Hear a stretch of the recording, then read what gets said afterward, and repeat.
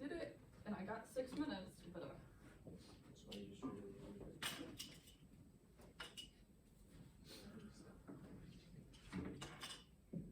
Affirmative, are you ready? yeah.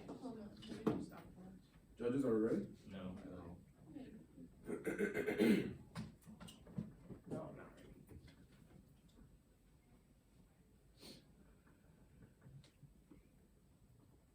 What's your room number again? 188.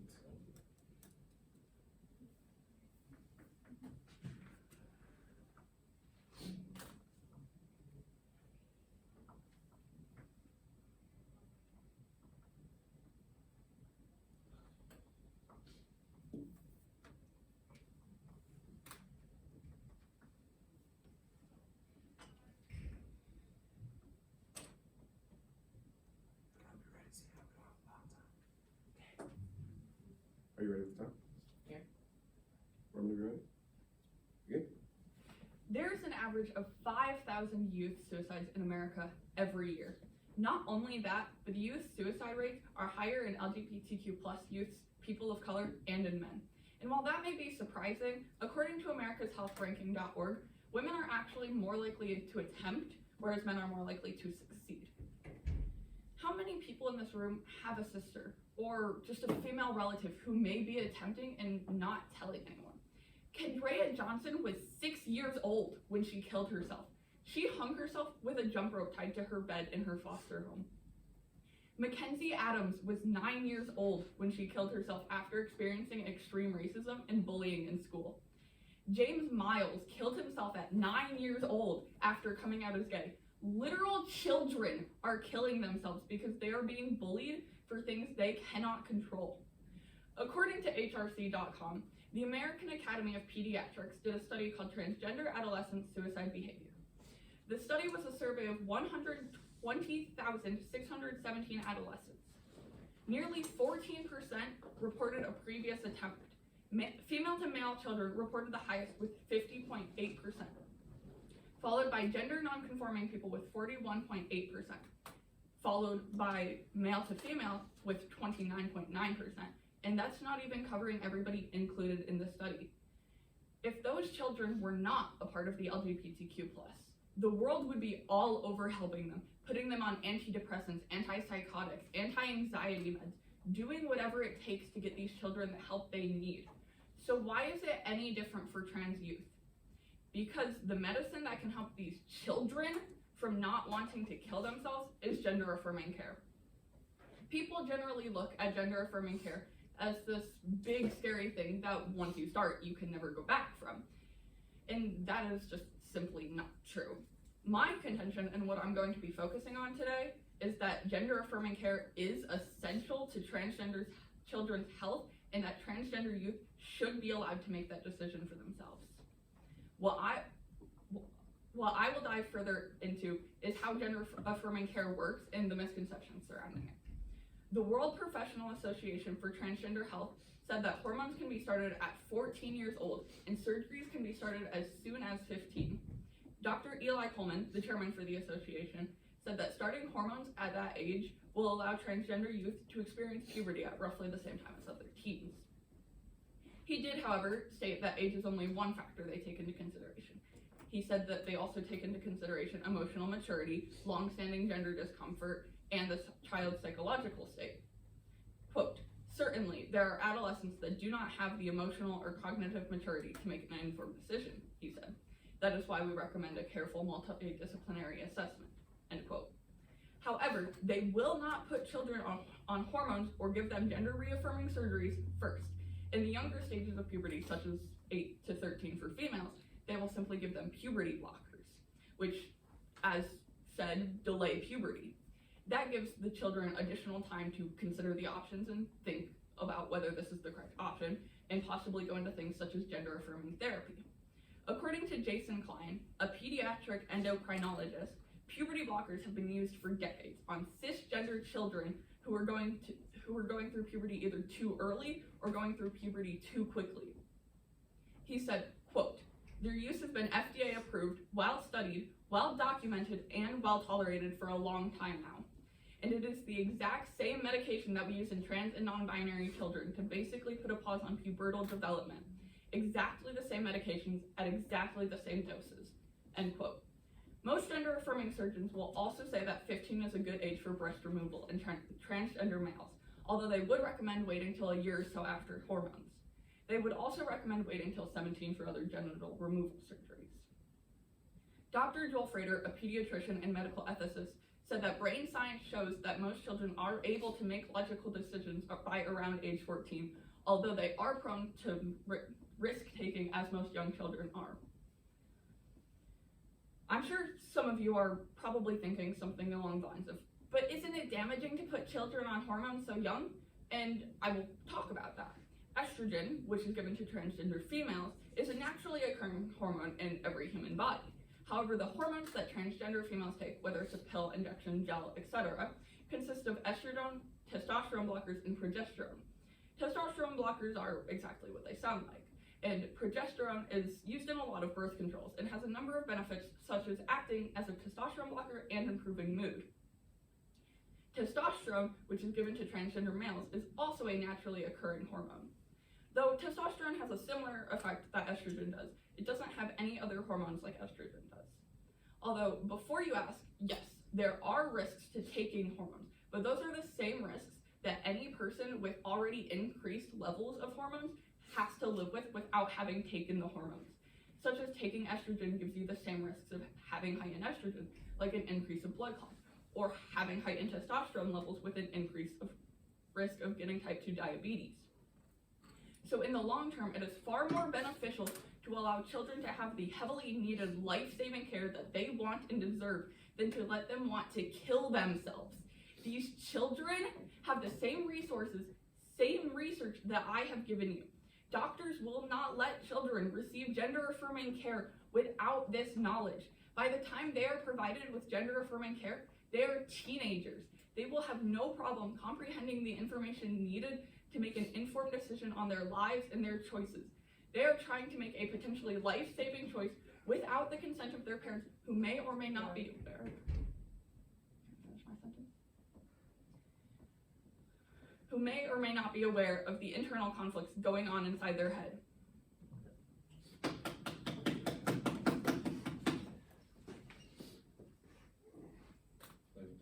I'll take 2 minutes, or 3 minutes, planning time. 3 minutes. Three. 3.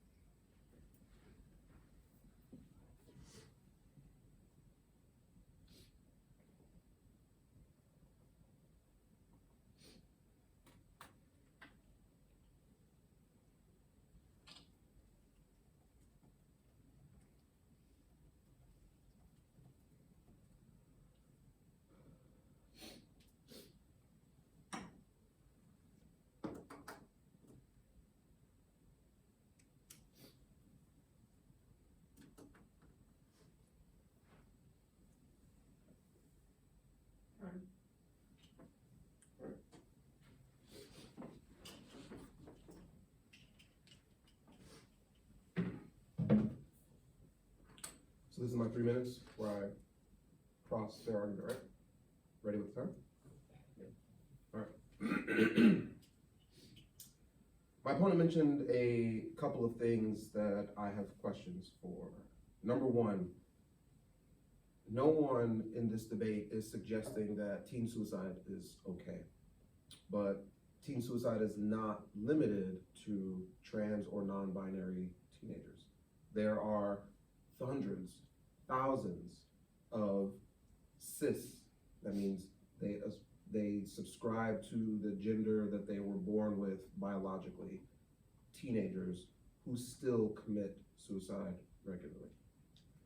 One of the questions that I would have for my opponent is the idea of gender affirming care being critical to the longevity and health of teenagers. And that may be the case, but that gender affirming care is a medical decision that is still put in the hands of parents. Why is that? Why don't we already allow care that we recognize is critical to their survival to be put into their hands? Why do we keep that care in the hands of the parents? I have another question. We're talking about puberty blockers. This is something that my opponent says are prescribed to both trans children and cis children, non-trans children. And that's fine. But the question becomes, do these puberty blockers affect brain development? If they do, how is the brain of a teenager affected by a puberty blocker?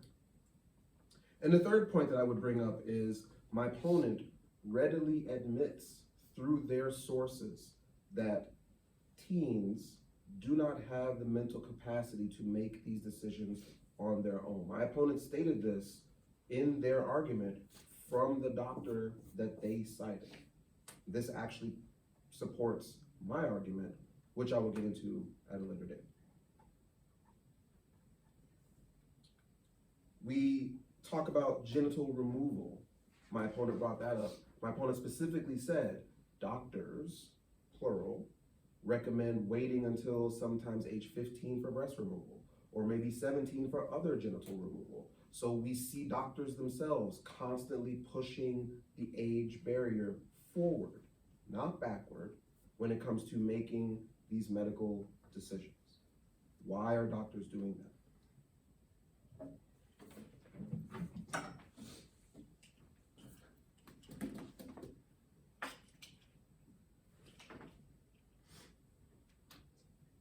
I don't need planning time. You gonna check? You wanna check the other No. opponent? Just assume. Do you need to play? Planning? All right.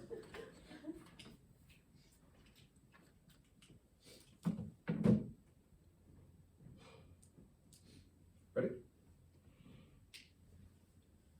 As children grow from infancy into young adulthood, parents and guardians gradually relinquish responsibility and decision-making to them while remaining as a safety net for them. States and courts rarely allow children under the age of 12 to make medical decisions for themselves. Adolescents are caught in a limbo-like state between dependency of childhood and the autonomy of adulthood. Their cognitive ability and capacity to reason are similar to those of adults, but they lack the judgment to fully understand the outcome of their decisions. This brings me to my first contention, which is that teenagers lack the mental discipline necessary to make significant or life-altering decisions that serve their best interests. To illustrate a teen's lack of mental discipline when making life-altering decisions, we can look at something like fatality rates among drivers by age. According to the CDC, drivers between the ages of 16 and 19 are 3 times as likely to suffer a fatal car crash as drivers over the age of 20. They are less likely to use seatbelts, more likely to drive distracted, more likely to drive impaired, and more likely to speed than adult drivers.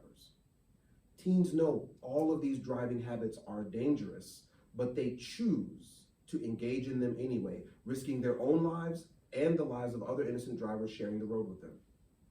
This is just one of many examples of adolescents not having the same mental discipline as adults. Even though adolescents have the ability to make adult-level decisions, they frequently do not exercise that ability. There's a scientific reason for this. It is simply the way their brains are developed. According to Dr. Douglas Dekema, who is a pediatrician, decision-making relies on two systems within the brain, the socio-emotional system and a cognitive control system. The socio-emotional system involves rapid, automatic processing that is often reactive, intuitive, and unconscious, picks up on patterns before the individual may be consciously aware of them, and motivates behavior change through feelings and automatic responses. The cognitive control system, on the other hand, tends to be consistently controlled, deliberate, reasoned, analytical, and reflective, and it requires more time and a conscious effort to achieve. Both of these systems are essential for decision-making to occur. Now, final brain maturation begins during adolescence, and it continues from front to back, or from back to front. What this means is that the part of the brain associated with high-level reasoning and executive function and the weighing of consequences, that all develops last. The process of maturation extends well into the 20s for both sexes, male and female. Not only has the part of the brain associated with executive function and reasoning not fully matured during adolescence, but the area of the brain responsible for emotional, arousal, orientation to reward, and sensation seeking is fully engaged at a time when the regulatory functions of the brain are not yet formed.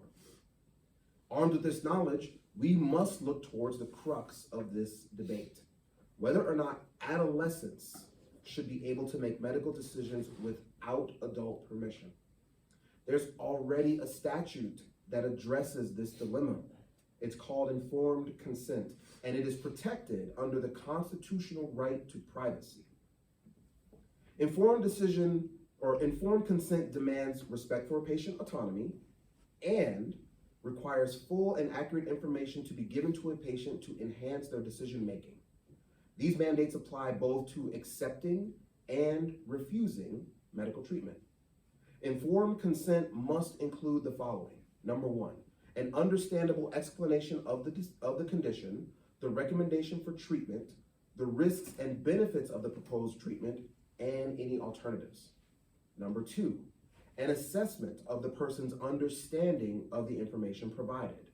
Number three, an assessment of the competence of the minor or the surrogate to make medical decisions.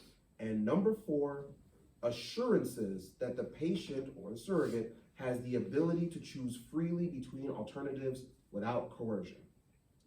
The idea that at least some adolescents are capable of making adult-like decisions is based on a model of decision-making capacity that focuses on assessing rational faculties like understanding and reasoning. Well, if you use those criteria, many adolescents appear capable of making rational decisions that are similar to those adults, and they seem capable of fulfilling the requirements of informed consent. But the truth is, they do not possess that ability because the way their brains are developed doesn't allow it scientifically. They cannot fully comprehend the consequences of serious medical decisions, and they are more likely to accept or refuse a procedure based on a socio-emotional response rather than one that factors in the long-term risks or benefits. This brings me to my second contention, which is that teenagers do not have the mental capacity to give proper informed consent, and therefore they do not have the constitutional right of medical autonomy. It is for these two reasons that I firmly negate the resolution.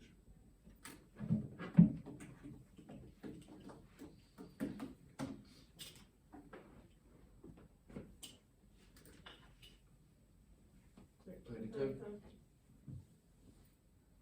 2 minutes.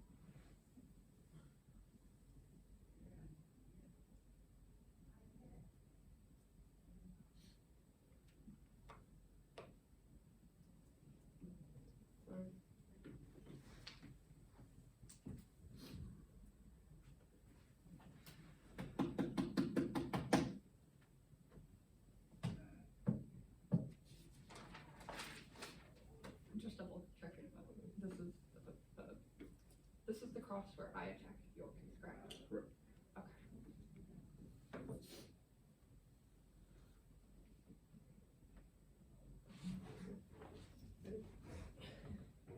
My opponent said that when an adolescent goes to the doctor, that they're unable to make their medical decisions for themselves, but their parent and guardians stay as a sort of safety net until you hit age 16. Which, yes, typically that is the norm, until you get into cases such as quote-unquote helicopter parents or abusive parents who will not allow these children to make their medical decisions for themselves at all. A lot of these quote-unquote helicopter parents also tend to not believe in things such as mental health issues and will not allow their children to get the mental health doctoring that they need, such as therapy or medication. And a large number of abusive and helicopter parents will not allow their children to freely speak to a doctor without coercion, which is something that my opponent mentioned that is one of the things that children are supposed to be able to do, speak to a doctor without parental and guardian coercion.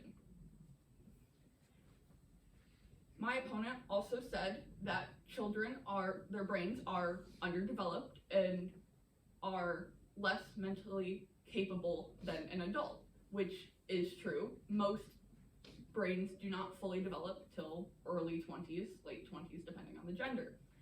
But by the time you have hit 15, 16, you are able to process things roughly the same as an adult would.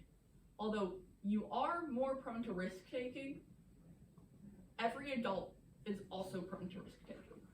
Hundreds of thousands of adults are smoking or vaping despite knowing the risks that come with it.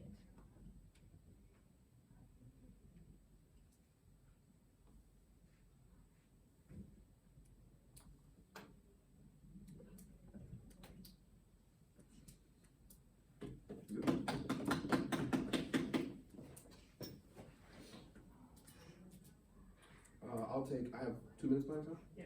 I'll take my 2 minutes.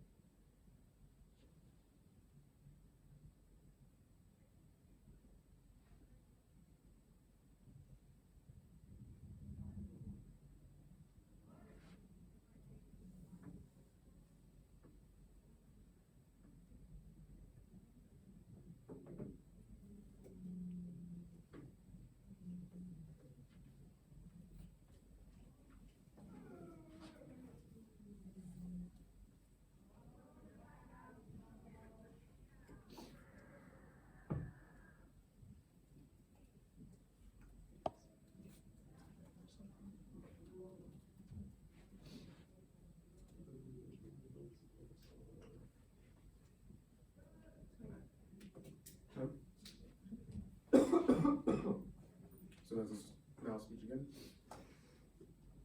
Remember, this is your speech where you defend, and then you also wrap up.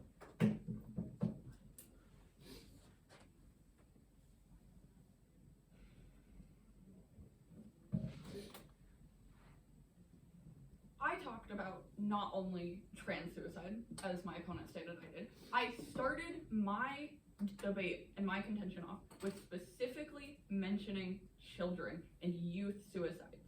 I talked about how there are an average of 5,000 youth suicides in America every year.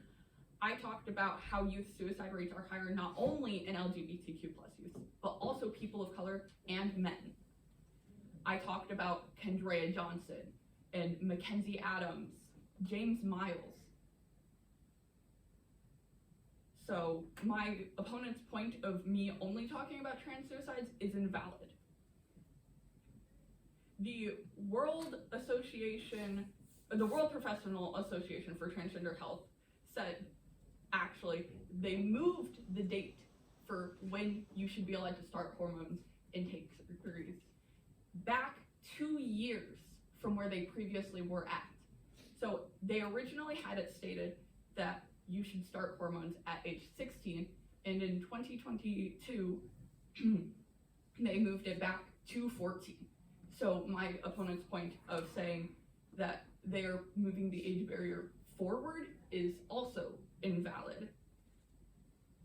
And puberty blockers' effect on children's brain is largely unknown. However, as someone who's known someone personally on puberty blockers, I can confidently state that it had no effect on their brain development. And while my opponent said that the teens do not have the mental capacity to do things such as make informed decisions, we have seen that that is simply not true. We have seen children in schools learning about major things such as politics, and by the time you're 17, you're expected to do almost everything that an adult does. Drive, work. By 18, you're expected to vote and make an informed decision about your country. Why is 17 any different than 18? It is just 1 single year less. You still have largely the same knowledge, largely the same processing skills as an 18-year-old would.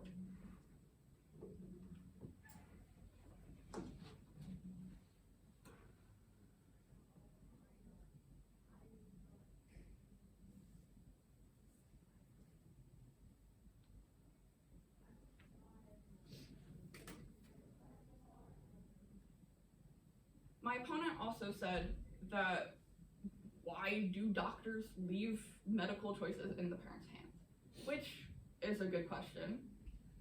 And because they do, it's hard to answer because not all transgender children will want medical help at a teenage age.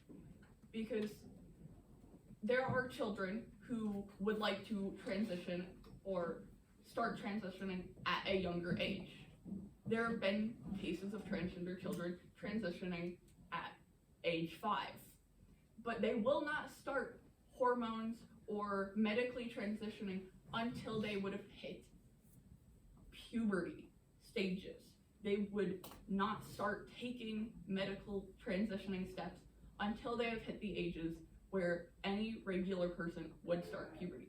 So yes, while it is understandable to leave it in the hands of, let's say, a parent of a 5-year-old, it does not make sense to leave it in the hands of a parent to a teenager.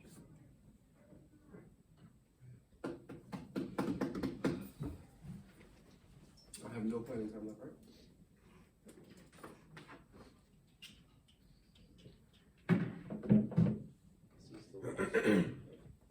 Yep. So my opponent brought up a couple of things. Number one, they brought up the fact, and this is a documented fact, cannot argue it.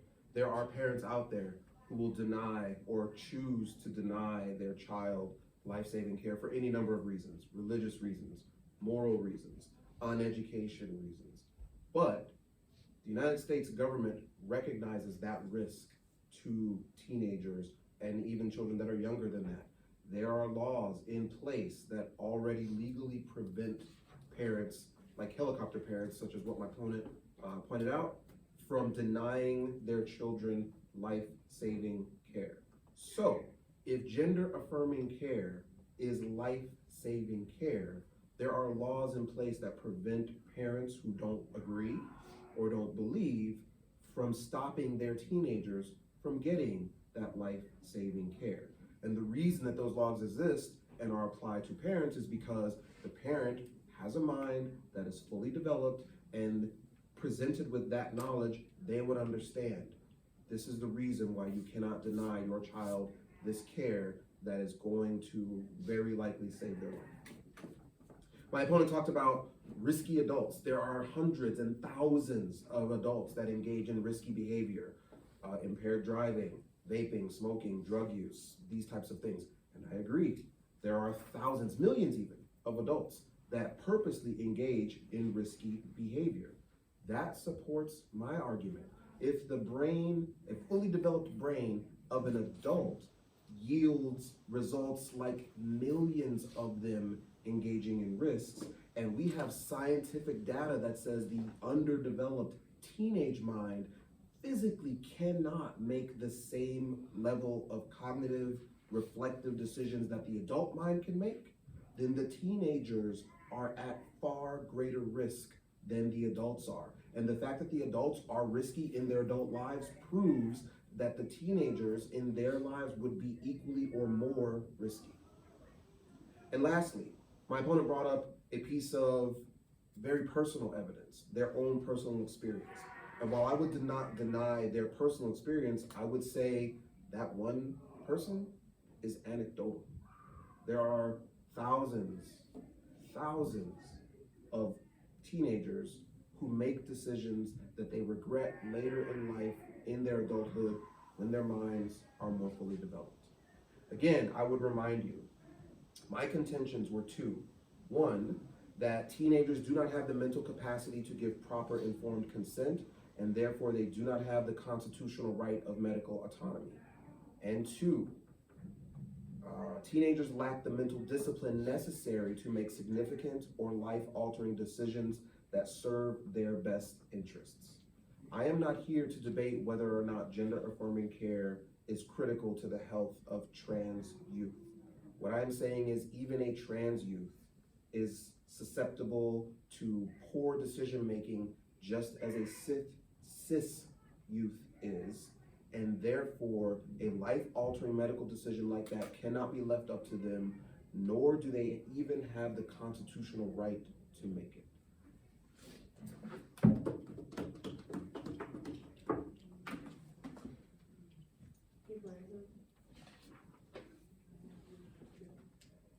Sam.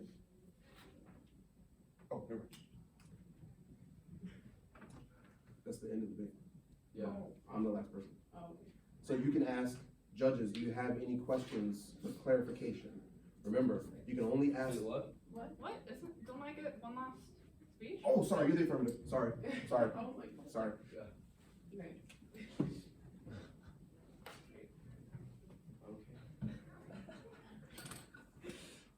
Okay. Yeah.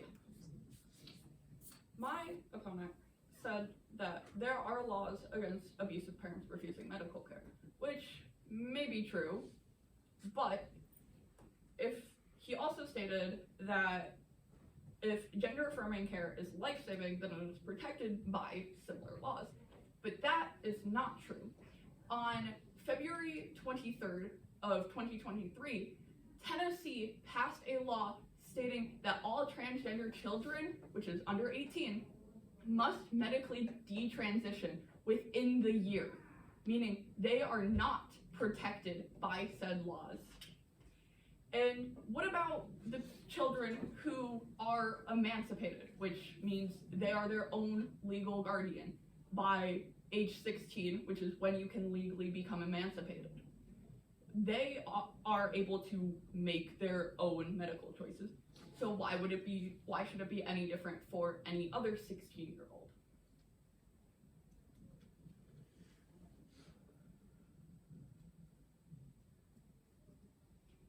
I stated in my speech that there are hundreds of children killing themselves every year. There's an average of 5,000 youth suicides every year. And not all of that is trans suicide, I will say. There's 1.4% of American youth that identifies as transgender. That's a measly 300,000 of the population. So yes, while a lot of it may be trans suicides, not all of it is. And so while I may have focused on trans suicides, more than just trans children are being denied the potential life-saving care that they are needed.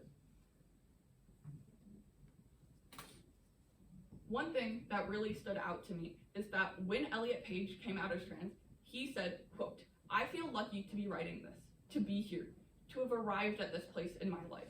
I can't begin to express how remarkable it feels to finally love who I am enough to pursue my authentic self." He had to still feel lucky to be here just because of the mental struggles and the struggles it took to become who he really is.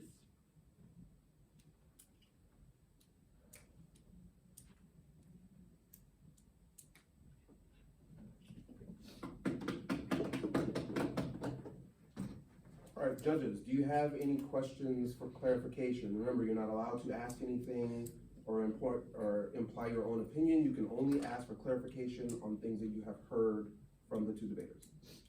What was your contention? Wait a second, I just accidentally closed my vape. I'm so sorry. Cause I only got, I think, part of it.